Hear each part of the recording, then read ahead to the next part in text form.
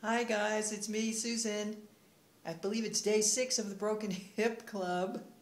I'm assuming if you're seeing this one that you saw my first one that I did from the hospital room after my surgery. I'm now in a rehab center in El Paso, in here for at least 2 weeks, which is, as you can imagine, extremely disruptive to my life. I think today's the first day I've really even felt halfway decent.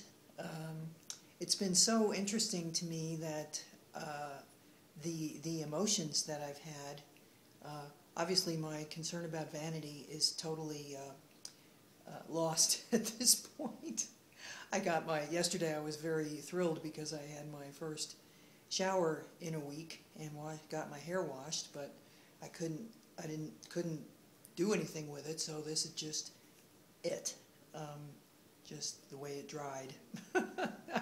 And I think it's really, ultimately, it's going to be really good for me to go through all of this. I mean, the stuff you take for granted, like, oh, I forgot something in the other room, I'm just going to get up and go walk in there and get it. Well, it doesn't work like that. I have I've gotten to where I can actually do most of my own transferring, meaning moving from like bed to wheelchair, wheelchair to bathroom.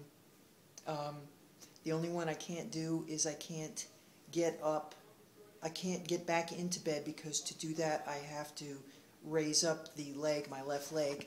I'm going to show you something here. Raise up my left leg to get it up in the bed, and I can't do that by myself yet. This is my new best friend. I'm sorry, it's just so funny.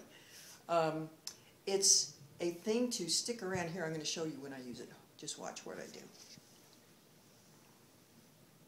There's my foot. It raises up my foot like that. I don't know if you can see it because I can't see from the back of the camera. Anyway, the effect at this point is I have about a 13-inch nail down the inside of my femur. It's attached by screws at 3 points up and down my leg. So anything that requires me to move, to clench the muscles around my hip, like raising up, like if you're just sitting there and you wanted to raise your knee, I can't do that yet. I had my first physical therapy session yesterday. It was I did good, but I think I'm pooped out from that today. I think I feel a little more pain and things aren't quite as easy. The main thing that's bothering me is that I was not prepared for this, so there are people that I haven't been able to contact who are showing up at my office for their appointments. I've been calling as many as I happen to have in my phone, but I didn't have everyone's numbers. If you happen to be one of those people, I'm glad you are seeing this, and know that I'm very sorry that that's occurred, and I'm just sorry, and I hope it wasn't too much of an inconvenience for you to end up coming over to the office. I do have a note on my door there. It just, I mean, it's this kind of thing, you know, I've thought about it a million times, and you probably have too. What would happen if all of a sudden something dramatic happened and I didn't come home? What kind of things would have to be taken care of? I've got automatic debits from my bank that I have to, make sure are covered. Just so many things. My final exam that was supposed to be next Monday. Well, today's Friday. It was supposed to be this coming Monday. I had to cancel that, obviously. I won't be able to do that until I'm back in town. So that's kind of faded into the background right now. It's really funny. I'm feeling like, compared to this, the cancer thing was a piece of cake. So, I don't know. As usual, I'm trying to get as much out of it as I can, but I will, to be honest with you, one of the things I'm getting out of it is learning how easy it is to become depressed and discouraged. I have had many moments like that, where you just can't imagine feeling any better. Although when you do, afterwards, the next day or hours later, it's great, it feels good, but there are moments, and I'm sure there are for many people, where you just can't bring to mind the belief that everything's going to be all right. I mean, intellectually I know it, but emotionally, like yesterday, I had a real good morning, did the physical therapy, did real good.